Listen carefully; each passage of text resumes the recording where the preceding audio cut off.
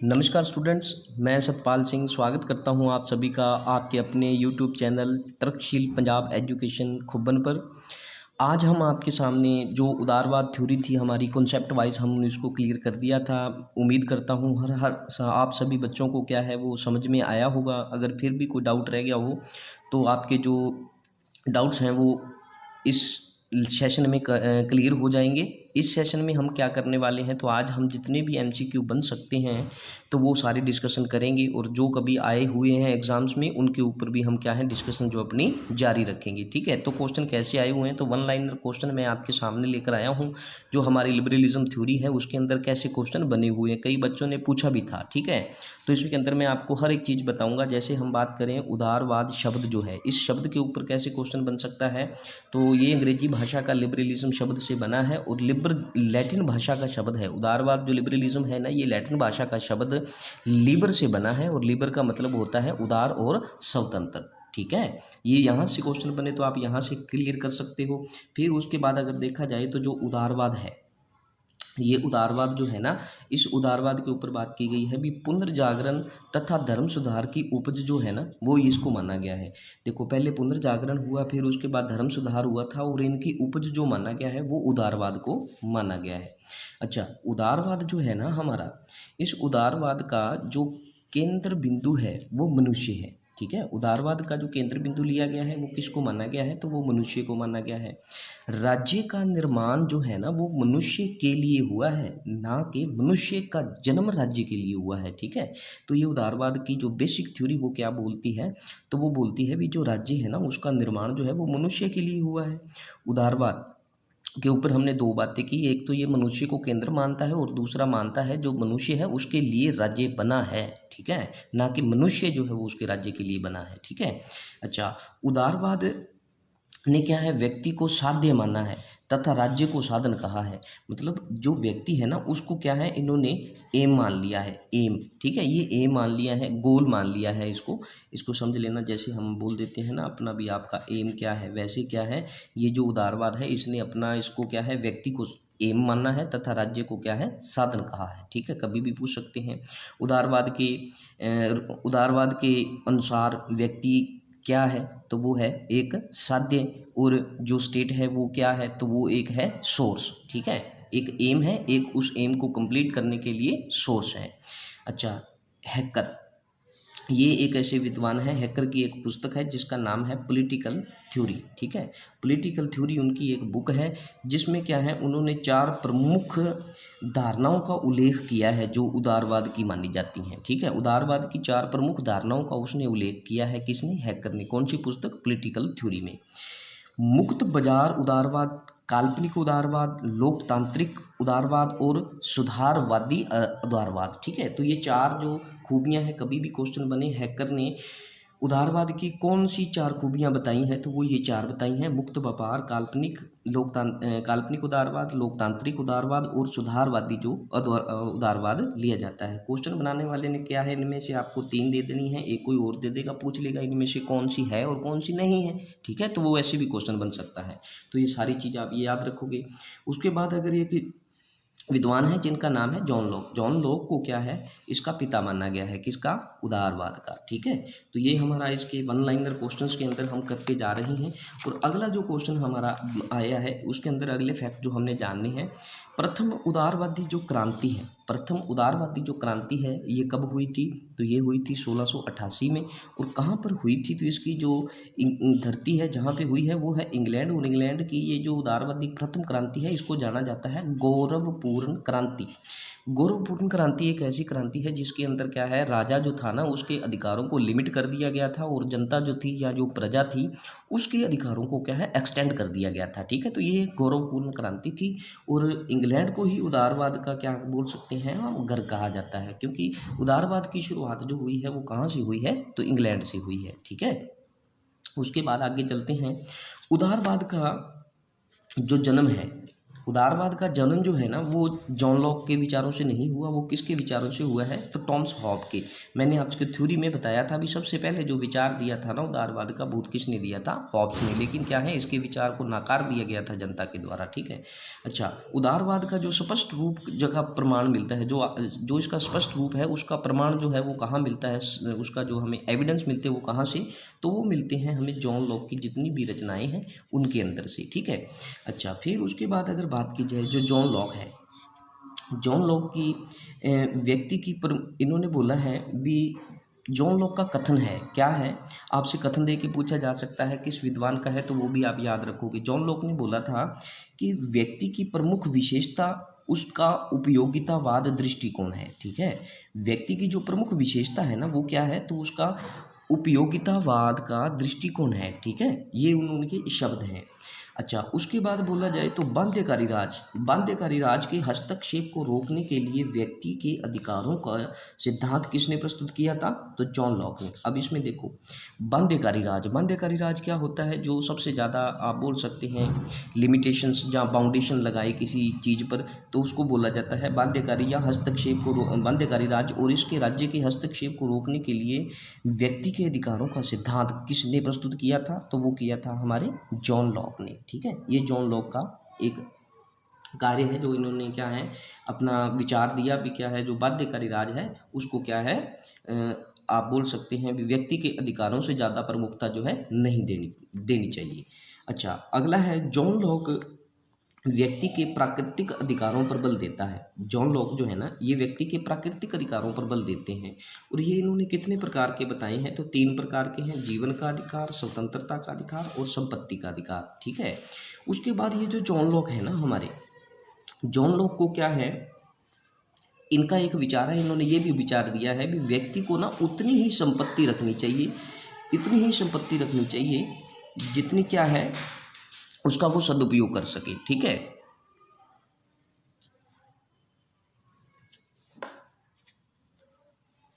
John Locke जो है इन्होंने क्या बोला है, तो इन्होंने बोला है भी जो व्यक्ति है ना उसको उतनी संपत्ति रखनी चाहिए जितनी क्या है उसका वो सदुपयोग कर सके। ये विचार है किसके, तो जॉन लॉक के। उसके बाद आते हैं आगे, तो यहाँ पे बोला गया है नैतिक दृष्टि से भी संपत्ति का राइट जरूरी है। ये किसने बोला है, तो ये भी बोला है जॉन लॉक ने। जॉन लॉक के ही विचार है ये।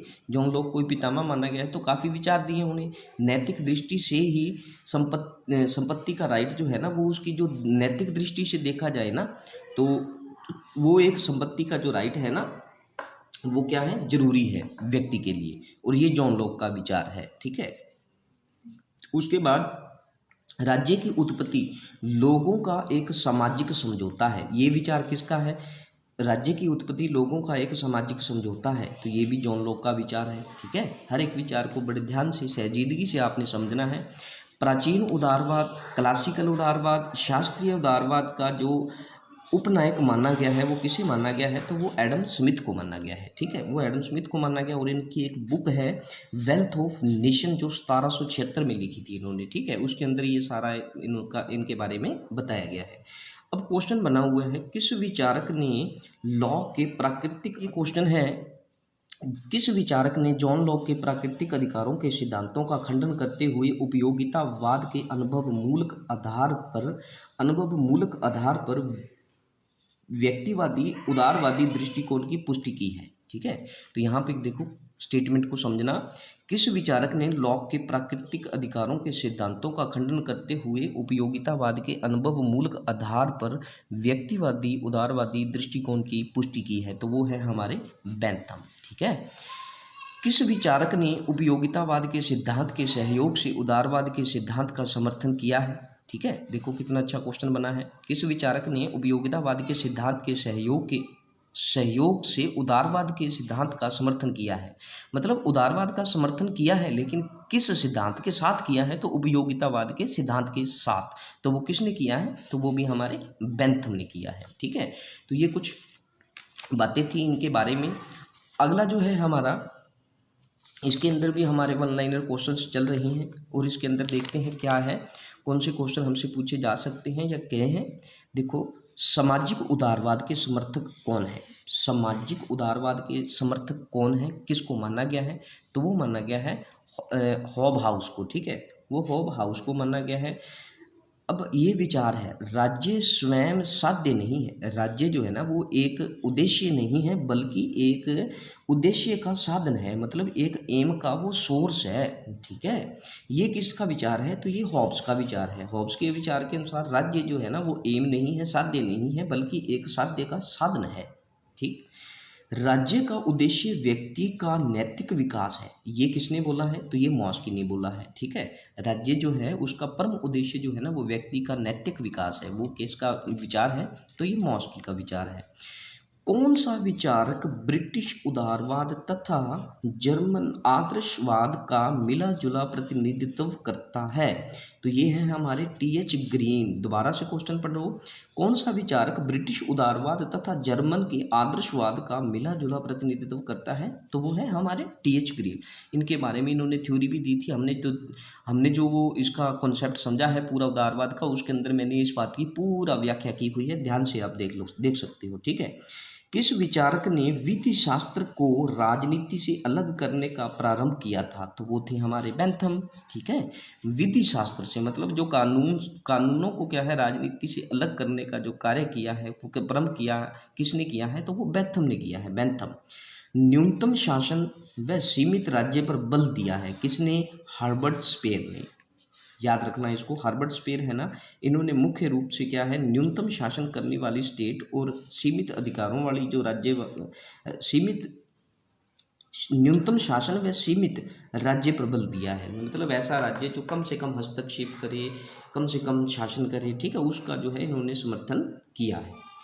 उदारवाद के सिद्धांतों का समुच्चय, उदारवाद सिद्धांतों का समुच्चय नहीं है बल्कि मन की एक आदत है, मतलब कहने का है क्वेश्चन में, उदारवाद के सिद्धांत जो है ना ये कोई एक आप कह सकते हैं संस्था नहीं है, या बोल सकते हैं कोई एक ऐसा समुच्चय नहीं है जो समुच्चय नहीं है, बल्कि ये एक किसी भी व्यक्ति के मन की आदत है।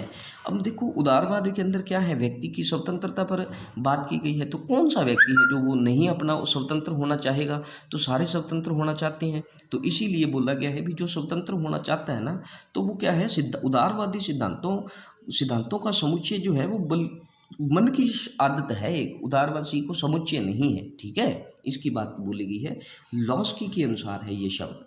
अच्छा, उसके बाद अगर बात की जाए तो व्यक्ति की स्वतंत्रता में विश्वास ही उदारवाद है, व्यक्ति की स्वतंत्रता में विश्वास ही उदारवाद है, ये किसका कहना है, तो ये है हमारे रिचर्ड बेहम। व्यक्ति की स्वतंत्रता पर बात की गई है, व्यक्ति की स्वतंत्रता में विश्वास ही उदारवाद है, ये शब्द किसका है, तो ये रिचर्ड बेहम का है हमारे, ठीक है, तो ये हुआ। उसके बाद क्या है, सभी व्यक्ति, ये विचार हैं, विचारों पर क्वेश्चन बनते हैं सारे, सभी व्यक्ति समान हैं, सभी व्यक्ति समान हैं, नैतिक रूप से यह विचारधारा है, नैतिक रूप से ये विचारधारा है शास्त्रीय उदारवाद की, किसकी, शास्त्रीय उदारवाद। क्लासिकल उदारवाद भी बोलते हैं इसको, प्राचीन उदारवाद भी बोला जाता है इसको, नेगेटिव उदारवाद भी बोला जाता है। उसकी एक विचार है, उसका विचार क्या है, सभी व्यक्ति जो है ना वो समान है और नैतिक रूप से ये एक विचारधारा है, ठीक है। भी मान के चलो भी ये किस उदारवाद की विचारधारा है कि सभी व्यक्ति समान है, सभी व्यक्तियों को समान किसने माना है, तो वो माना है हमारे नेगेटिव उदारवाद ने, शास्त्रीय उदारवाद ने, ठीक है। अब देखो उदारवाद का विकास, उदारवाद का जो विकास हुआ था ना वो यूरोप, और यूरोप के अंदर इंग्लैंड देश में हुआ था। समाज व्यक्तियों का योग मात्र है, समाज व्यक्तियों का योग मात्र है, ये किसका शब्द है, तो ये भी हमारे बेंथम का शब्द है। सामाजिक आधार पर उदारवाद समाज को मान्यता है, सामाजिक आधार पर मतलब समाज के लिए, समाज के आधार पर अगर देखा जाए तो जो उदारवाद है ना, उदारवाद समाज को मानता है, ठीक है, मानता है भी सामाजिक आधार पे जो उसका अगर बेस, हम उसका बेस, उदारवाद का बेस जब हम समाज लेकर चलेंगे ना, तो वहाँ पर क्या है, उदारवाद जो है ना वो समाज को मानता है, ऐसे नहीं है भी समाज को वो नकार देगा, ठीक है।